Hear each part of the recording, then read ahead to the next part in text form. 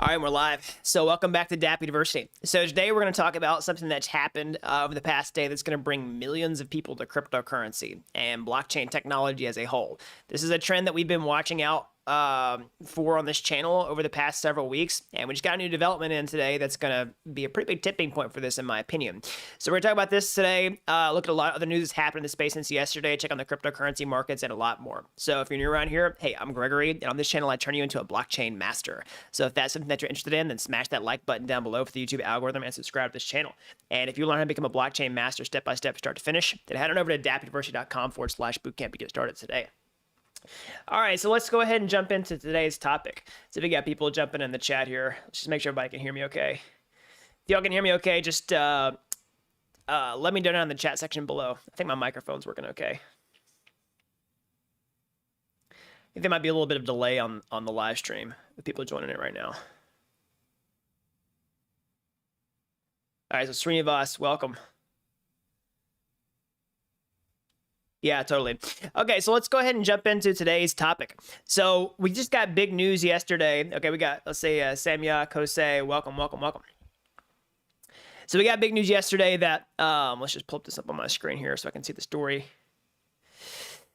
That El Salvador is handing out up to $117 million in Bitcoin to its citizens. Okay, so if you've been following along with this for a while, this has been a huge trend where we've seen, different countries actually starting to adopt cryptocurrencies in a major way. So this started off with, El Salvador talking about making Bitcoin legal tender.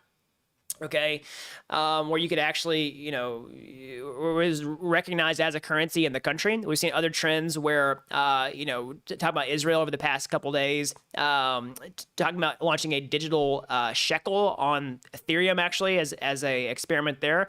So we're seeing this trend towards, countries actually experimenting. How can they use blockchain technology to actually improve their current, currencies? So the El Salvador is huge because it's also a start of a trend, in my opinion, where we're seeing other countries follow suit. Of course, we had rumors yesterday of Paraguay doing a similar type of thing. I believe those haven't been completely confirmed yet, and it looks like it's also in the early stages, so we need more information before we, say that that's for sure a thing. But we do see other countries like jumping on this trend, and I think it's going to be a big deal. So let's talk about this specific instance where, El Salvador has now made Bitcoin official legal tender for their country, and they're also basically airdropping Bitcoin into multiple people's wallets. So let's just check it out.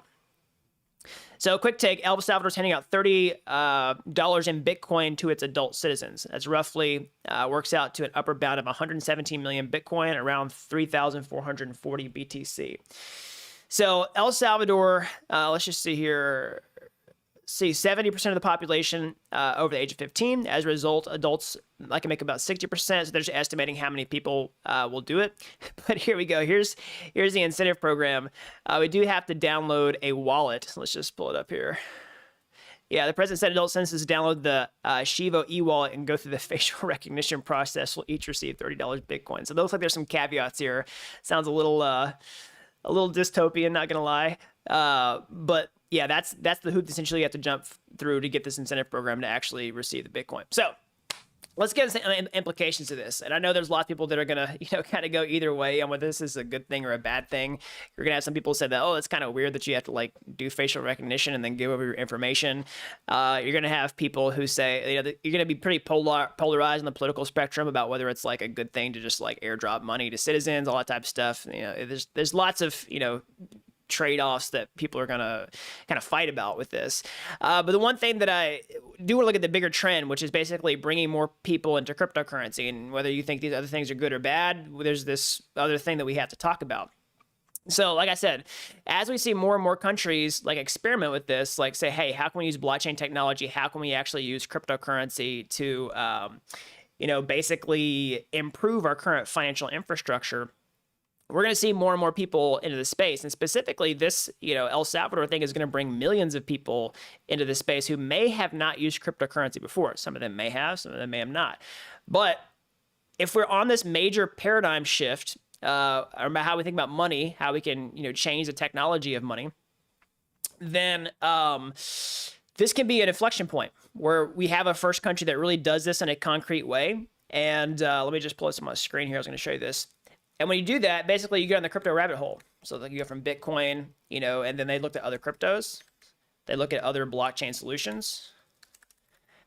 And once you've basically gotten people exposed to one thing, they tend to kind of go down this rabbit hole. Okay.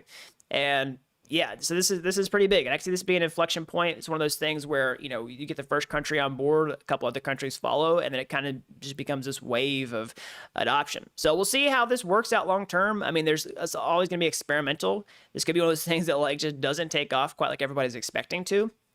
But this, in the very least, is going to bring millions of people to cryptocurrency who may or not used it before, and it's likely a trend that I see is going to grow over time. So let's see if we got any questions here in the chat. Somebody says, I heard the market drop this morning because of an Elon Musk tweet. So we can actually check what's going on with the markets. We'll talk about Elon here in a second. Let me just make sure, I just want to make sure that the video settings are okay. So let's go ahead and check on the markets here.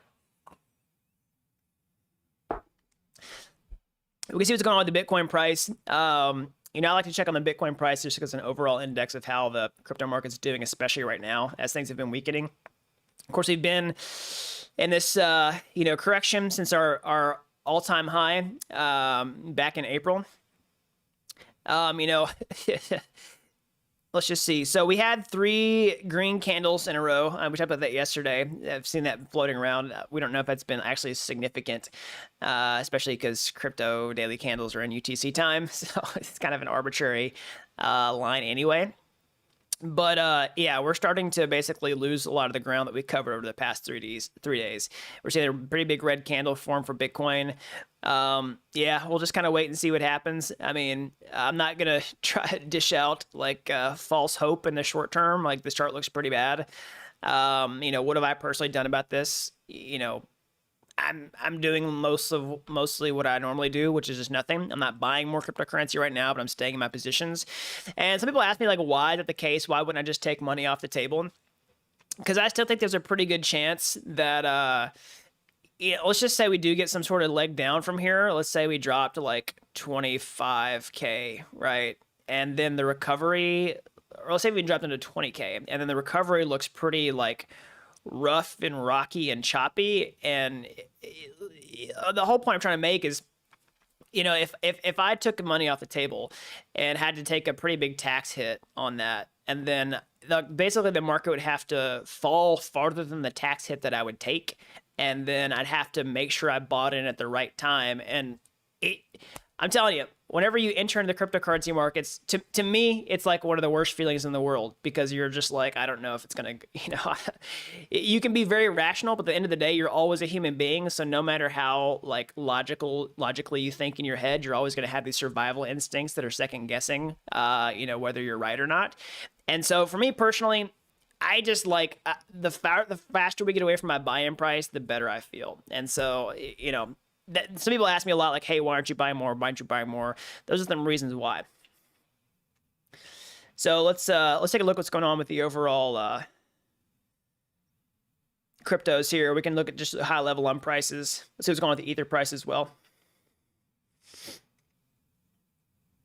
So let's see here. So Ether, we're at 1,846. We can pull up the the fancy trading view chart with the moving averages and all that type of stuff on there, but I'm just gonna check the high level prices here. See, I mean, everything's just pretty bearish. You know what I mean, for right now. We'll have to see if we find a bottom anytime soon. I'm hopeful for this thing to continue long term. Of course, crypto's not going anywhere, but I'm talking about there's sort of a divide, and people say, hey, are we in a long-term bear market? It's like, game over for the rest of the year, maybe even into next year. And then you have other people who are saying, well, this is a temporary cool off, and then we can basically resume play. I'm still of the opinion that we can resume play. We just doesn't know how long it's going to take for that to happen, all right? And that's one of the things. Sometimes it's really hard to find those clear bottom signals because, there are a lot of people who say, hey, this looks exactly like, it has very similar markings to like 2018 where we peaked. And then if you look at the Wall Street cheat sheet, it's sort of like this, they'd say we're in this like complacency period where everybody thinks, oh, we're just waiting to cool off for our next all-time high. And then, you have this death cross, and then the market just like pukes its guts and falls down. So, I mean, that's sort of what one camp is thinking. The other camp is thinking that it is just a temporary cool off, and we hit some choppiness and bearishness for a while, and then we just, can resume play after that. I tend to fall in that second camp, but at the end of the day, it's not financial advice. I'm open to being wrong with this type of thing. I mean, this market's really hard to read. There are a lot of people who did not see this as a top. Okay, just like it. But when I say that's important, is a lot of people who were like, hey, yeah, we saw the top in 2017. This faked out a lot of people. So that's another piece of evidence that stacks in the pile that says this market's been pretty hard to read. So, I mean, there's lots of other things we talked about yesterday, about a lot of kind of a roll-up of great news for crypto. I made that video because there's a lot of bullish stuff that I was seeing. Again, not to be like false hope or just like hopium or anything like that, but like long-term perspective on a lot of interest and capital that's flowing into this space. I mean, like I said, we talked about the $2.2 billion fund coming in from A16Z. I mean, we saw a pretty big buy-in from Grayscale Bitcoin Trust from Kathy Wood, ARK Invest, as the prices dipped like crazy. There's lots of people on the sidelines who are just like, trying to jump in. And not everything I was talking about right now has just been about investment, but also investment in technology in the space. But as I repeated multiple times on this channel, the long-term thesis here is as you create more utility for cryptocurrencies, the more technology you build that makes blockchain technology useful, cryptocurrency useful, the more reason you give people reasons to hold cryptocurrencies in the first place, and that value can actually accrue to the assets themselves and make the prices go up long term. So, some of this stuff that we've seen with the Bitcoin price, of course, could this be, did we go up really fast? Yeah, we went up pretty fast. Could you argue that some of this was bubblish, fueled by leverage and all that type of stuff? I think it's pretty easy to argue that, but I think that can be true at the same time that you're still like on an exponential trend. You just don't know exactly where the exponential trend is. So that's still my long-term outlook. And, we could, the prices could correct and we could fall below that trend, but that would be a clear case where the cryptocurrency is very undervalued in that case. So somebody asked me a minute ago, did the market tank because Elon tweeted? So look to see what was happening with Elon. I guess before that, we can look at a social sentiment check. Let's take a look here. Let's see what the crypto fear and greed index is, okay? So the fear and greed index is now at 27. So if you're brand new to this is basically a social sentiment checker. This sort of like analyzes people's online discourse about crypto, particularly with Bitcoin. And it just does like, it processes what people are saying online and determines their emotions about a given topic. So, we've seen this hit historic lows. You can actually check on the values here. Where like last week, right, we were super low. It hit a fear and greed index of 10, right? We haven't seen this value really in a long time. So now we're back to 27. So we're only in the fear territory. We're not in the extreme fear territory. We've been in extreme fear for, seems like weeks now. So yeah, we'll kind of get a temperature check on this. Some people use that social sentiment, analysis to counter trade the market. So the whole, adage of like be fearful when others are greedy and be greedy when others are fearful. Now it's super double-edged sword, but sometimes people will use that to say when, hey, this thing is in the deep red, that's a buying opportunity. And then when this thing is like, in the bright green, like a Christmas tree, then it's time to take some money off the table. So as always, a tool in the tool belt, not necessarily something you have to live your life by. So let's go on to the Elon drama. So I saw this yesterday as it came out. Let me just pull it up on my screen here.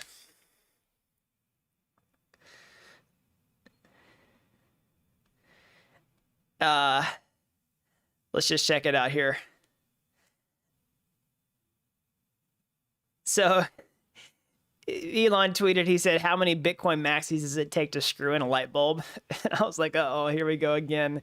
So this didn't actually, evolve into something crazy. Like it didn't blow up or anything like that. But people are worried that like, oh no, Elon tweeted like the Bitcoin price is going to go down, because that's kind of what happened last time where, Elon kind of got caught in some Twitter drama, or maybe started some Twitter drama right around the top of the Bitcoin price. And it went down from there. So there's a couple of views on that. Like some people say, hey, there's no way that like Elon crashed the market, right? That it just didn't work. It's like, well, I mean, there's a couple things to think about. I mean, we did see some of these green candles. Like I'm pretty sure this green candle on the chart right here is when Elon was, saying some pretty bullish stuff about Bitcoin. I try to remember where it was. There's one of these candles is basically where they announced that Tesla bought Bitcoin and like Bitcoin price shot up like crazy. And then, we had Elon saying some pretty negative stuff about Bitcoin here and the price tanked. So there's a couple things to think about that. I mean, he actually can have a pretty significant influence on the Bitcoin price. But the thing that the real underlying truth to uncover here is when the price is this high, there's a whole lot of leverage in the system. Like people are just borrowing all kinds of money, basically on margin to buy. And when there's that much leverage, like it's so brittle. Like basically anything can like pop the market and just cause the price to just absolutely tank. Okay, so if you have the slightest bit of FUD, whether it's Elon saying something bad about Bitcoin or whether it's some news story come out about China banning Bitcoin or something, like the market's so brittle that pretty much any impulse can just shatter whatever's happening. Same type of thing whenever the market's super frothy, any amazing news can just make the market shoot up because you have all these people open leverage long positions and like the price of cryptocurrency just goes up like crazy. But when you have that much froth in the market and so much leverage, that's what causes it to be extremely volatile. And you see these like major dips, major spikes and dips. So there's also speaking of Elon, people were engaging him on Twitter, kind of talking about, Bitcoin. And now there's, now he's scheduled to, or not scheduled, so Elon Musk may debate Jack Dorsey at upcoming Bitcoin event. So Jack Dorsey, is the head honcho at Twitter. So if you don't know who Jack is, he is Jack on Twitter. So Jack's been a huge, fan of Bitcoin. Been a big Bitcoin advocate, but now they're talking about having the talk about Bitcoin. So we'll see what happens. So I just did see this come up on Twitter as we were actually going live here. So it's like Jay-Z has purchased a CryptoPunk and has made it his avatar on Twitter. So people have been talking about NFTs, like are they dead? So people have been asking me this in the live stream. Is the crypto collectibles thing over? Has the hype died down? I think it's very possible that the hype has died down, but some people are going to see that, hype dying down as a pretty big buying opportunity if they believe in NFTs long term. So that looks to be the case here with, Jay-Z. So it's like Jay-Z has made a CryptoPunk his Twitter profile picture. Someone says also inadvertently revealing what may be one of his Ethereum addresses. So we can see, we could go see what's in Jay-Z's wallet and see what other coins he's holding. I don't know if we'll get another Twitter personality with a coin of the day or anything like that. But yeah, it's pretty crazy.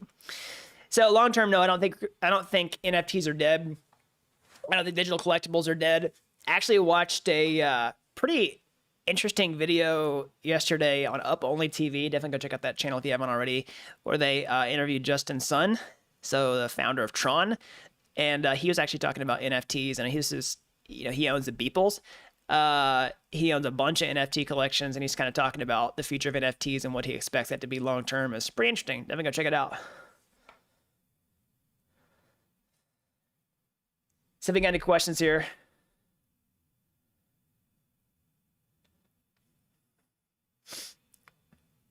Somebody says Tether, a Ponzi scheme bigger than that of Bernie Madoff. Maybe, we'll see. Someone says Musk buy price. Somebody says Musk should not have that kind of control over crypto markets. He has only that kind of power because retail investors allow him to respond to every tweet from him.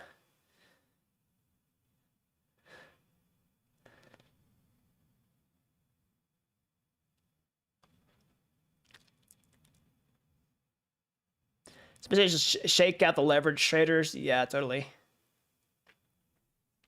So let's actually look at this. Let's see here.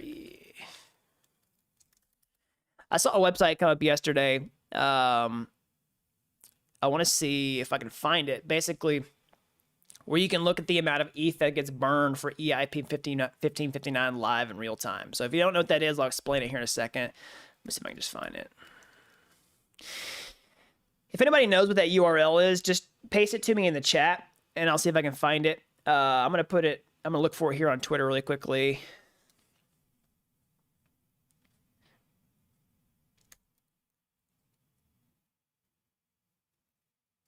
Let's just see. It's like a website that actually lets you track the fee burn, and you can see it happen in real time.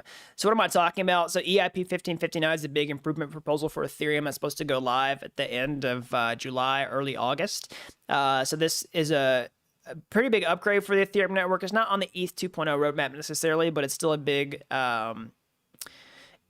improvement where basically it can affect the economics of ETH. It can decrease the rate at which new ETH is issued, and if there's enough activity on the network, ETH can actually become deflationary. So I actually found the website here, so you can see this. This is watch the burn. So EIP 1559 is launched on the test network right now. So this is looking at the Ropsten testnet. So if you don't know what that is, basically we have multiple Ethereum networks for development purposes. So like if you want to create a Dapp or a DeFi app and you don't want to just like put it on the main Ethereum network and just spend real money, you can do it on a test network. It's like a sandbox environment where you can try stuff out without any like major risk. So whenever Ethereum gets upgraded, they do those upgrades in a test network environment like this too.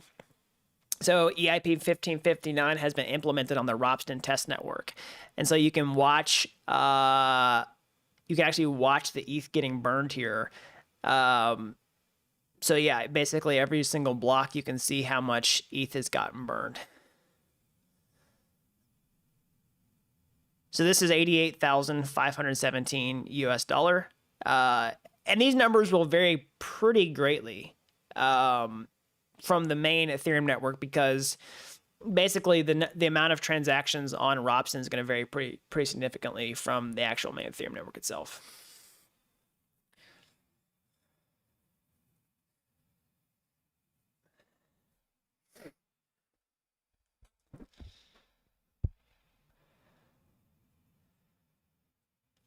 So let's see here.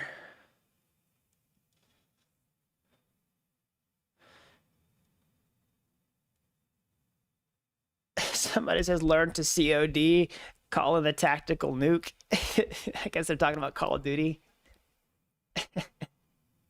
Somebody says the impact on Matic. Yeah, so we'll see what happens. Yeah, I don't know. The market's going to decide what it wants. Does it want, the Matic scaling solution? Does it want roll-up based technologies? Yeah, we'll see.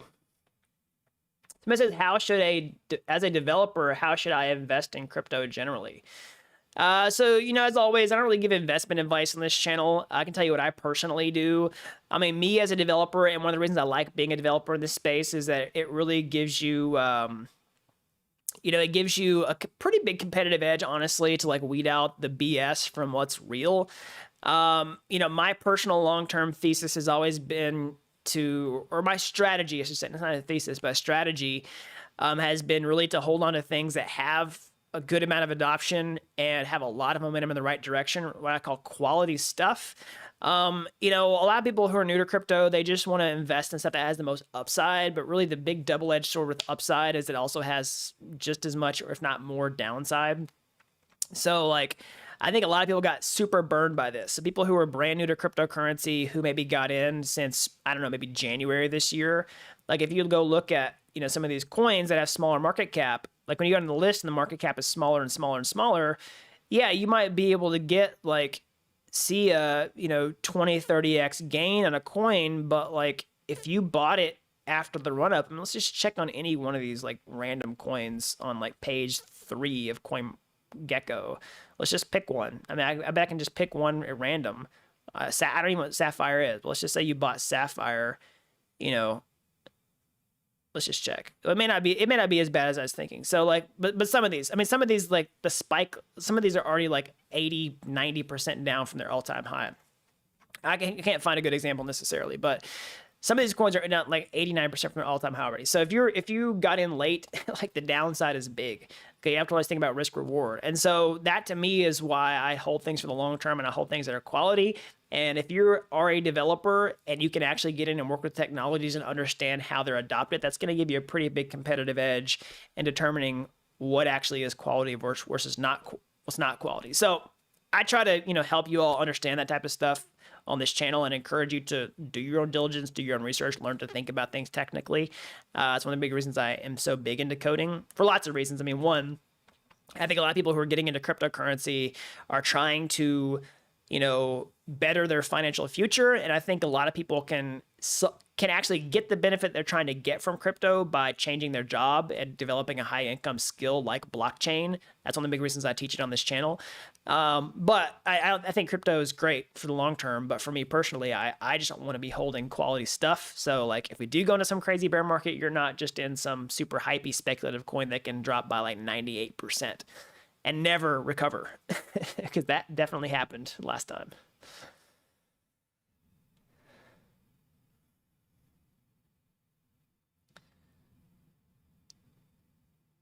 So let's see. On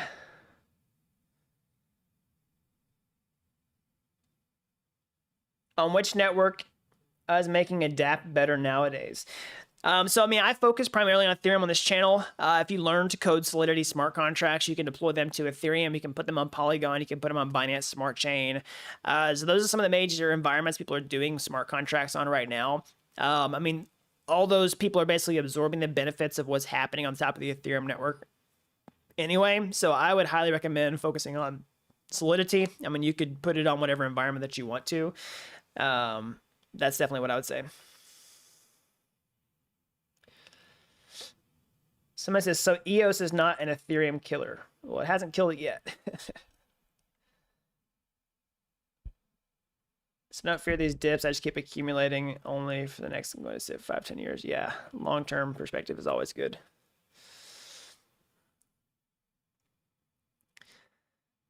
So let's see.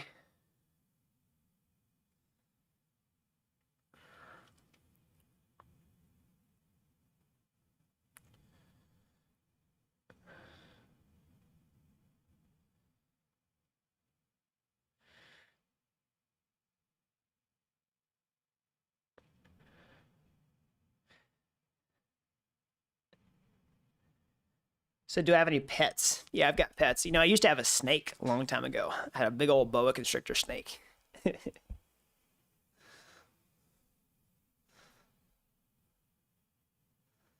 Somebody says, how much of the FUD is Chinese wallets that have to dump?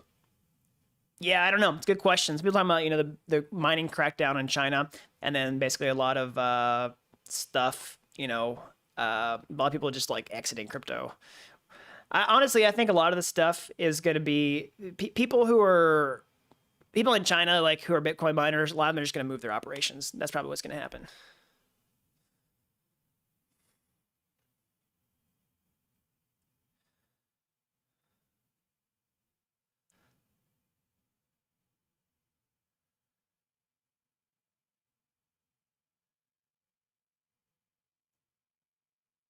So any crypto projects you think could pump up the music industry? So I definitely think the NFTs could be a pretty big deal for the music industry when you're talking about, intellectual property. There's a couple different barriers there.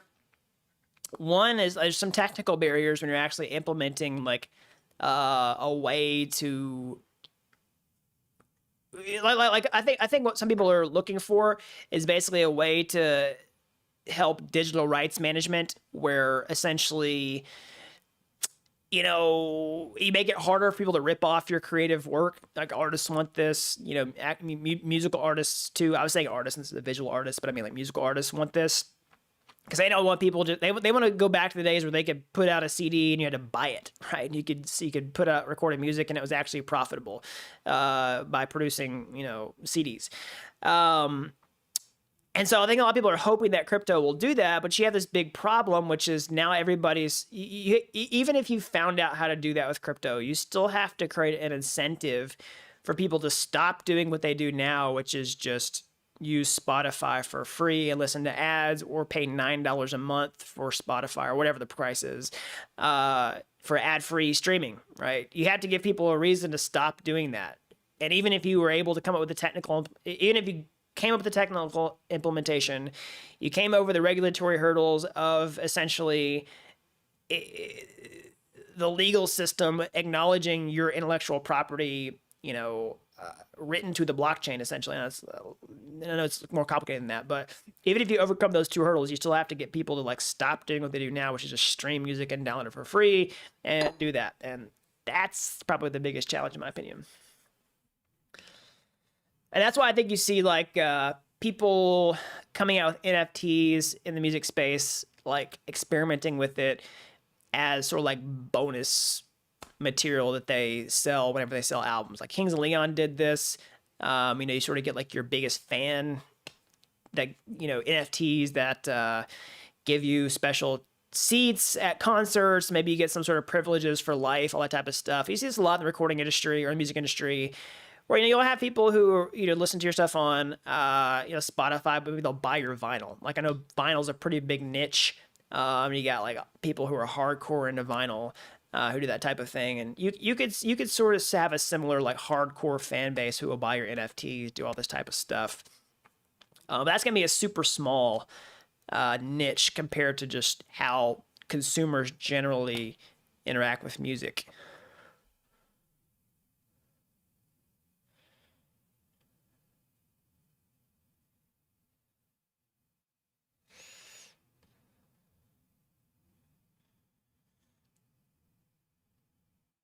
All right. So that's all I got for today, everybody. As always, smash that like button down below for the YouTube algorithm. Subscribe to this channel if you haven't already. That really helps these videos out, so the more we can learn about blockchain. If you're as fascinated with this technology as I am, you want to get your hands dirty, how can you get started today? You can go to my YouTube homepage. You can find any of my free courses there. They're like Udemy courses, but they're totally free. And if you like those and you want to take the next step, or hey, maybe you want to take a master shortcut entirely, you can actually become a blockchain master step-by-step from start to finish over at dappuniversity.com/bootcamp. All right. You don't have to be an expert to get started today. Help people with zero coding experience become real-world blockchain developers in a matter of months. So that's all I've got. And until next time, thanks for watching.